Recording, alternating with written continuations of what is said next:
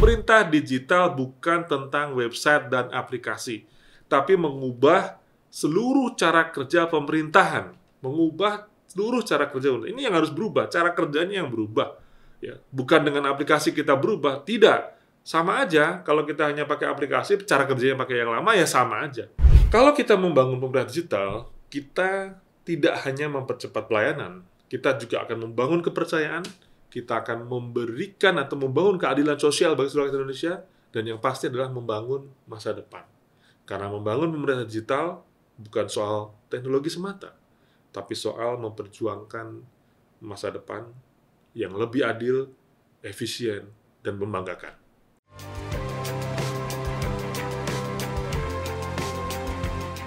MIK Podcast menuju Indonesia Digital. Kita harus berani mengambil perubahan, mengambil sikap untuk berubah sebelum kesempatan itu hilang.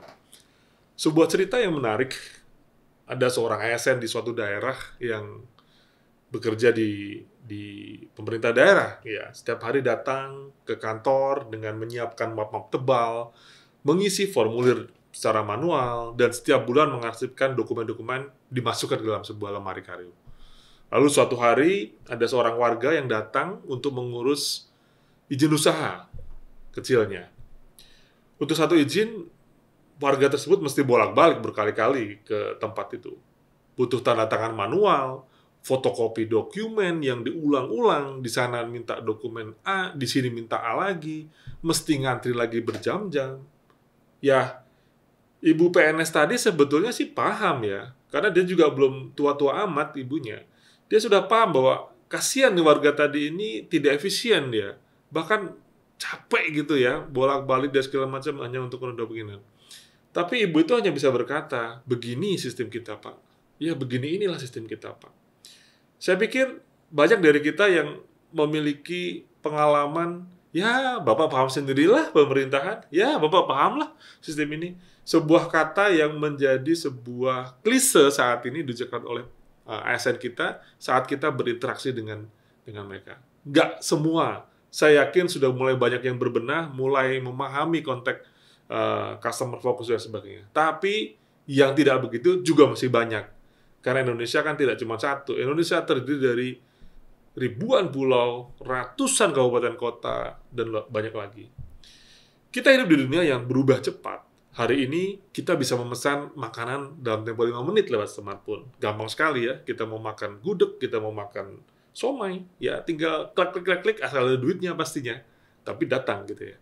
Tapi untuk mengurus satu izin sederhana saja, kita harus menghabiskan waktu berhari-hari. Ada yang salah di sini sebetulnya. Ya, kalau kita analisa dengan sangat baik, ya ada yang salah loh. Kenapa kita berurusan dengan non-pemerintah begitu smooth, begitu cepat, tapi kalau udah urusan pemerintah, begitu lambat. Padahal kan sama-sama yang ngurus manusia-manusia juga. Beda kalau yang di sini ngurusnya mesin, robot, dan lain sebagainya, di sana bukan gitu ya. Oke lah, sama-sama manusianya. Apa sih yang beda gitu ya? Apa yang salah dari hal ini? Kita sudah masuk di era digital. Sudah masuk di era, nggak usah dibantah lagi. Kita sudah masuk ke era digital. Tapi sebagian pemerintah kita masih terjebak di era analog.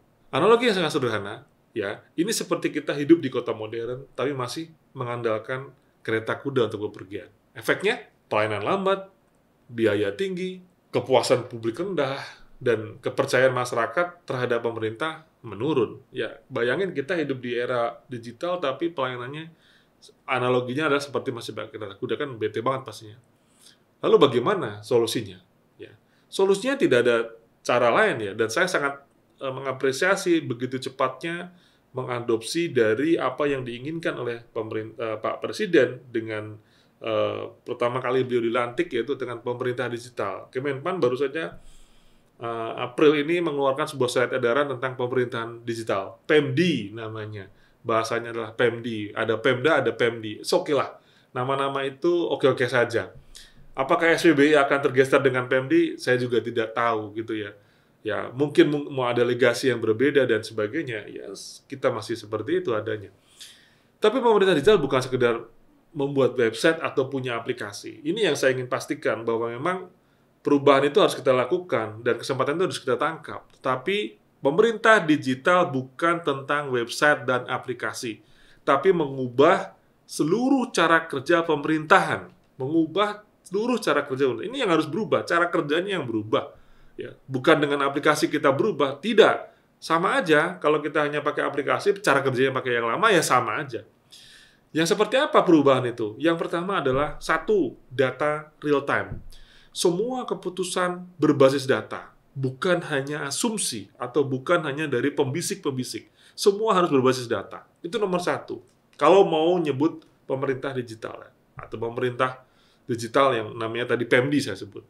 Yang kedua adalah layanan online end-to-end. Warga bisa mengurus perizinan, keluhan, bantuan, semua dari smartphone saja. Kemudian birokrasi yang agile, yang tidak kaku. Pemerintahan yang cepat merespon, adaptif terhadap perubahan. Terus pemanfaatan teknologi-teknologi canggih seperti cloud dan AI. Untuk apa? Bukan keren-kerenan sih, tapi untuk memastikan keamanan, memberikan transparansi, dan juga kecepatan layanan. Jadi, bukan masalah fasilitas ya, yang cuma keren doang tapi nggak memiliki impact. Ya, analogi yang sederhana adalah kalau zaman dulu ya, zaman dulu itu kita masih perlu bersurat menyurat gitu ya, pakai pos zaman dulu, surat-suratan nunggu ngirim, 3 hari sampai, seminggu nyampe, dan sebagainya. Maka pemerintah digital adalah aplikasi kirim pesan yang cepat, tepat, dan bisa dilakukan di mana saja. Ini adalah sebuah analogi. Kalau kita membangun pemerintah digital, kita tidak hanya mempercepat pelayanan, kita juga akan membangun kepercayaan, kita akan memberikan atau membangun keadilan sosial bagi seluruh rakyat Indonesia, dan yang pasti adalah membangun masa depan. Bayangkan Indonesia tahun 2030. Bayangkan nih, kita berimajinasi, kita sedikit berandai-andai. Warga bisa mengakses semua layanan publik dari satu aplikasi nasional, semisal Ina Digital yang akan di-launching bulan Agustus nanti, sudah sangat masif dipakai oleh seluruh warga kita.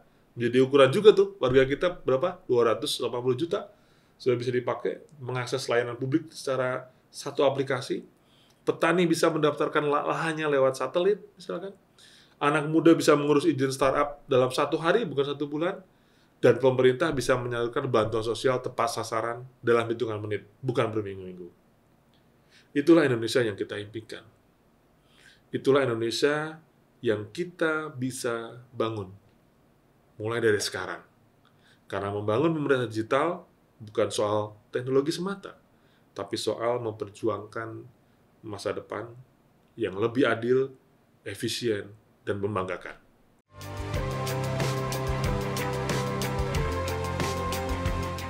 MIT Podcast, menuju Indonesia Digital.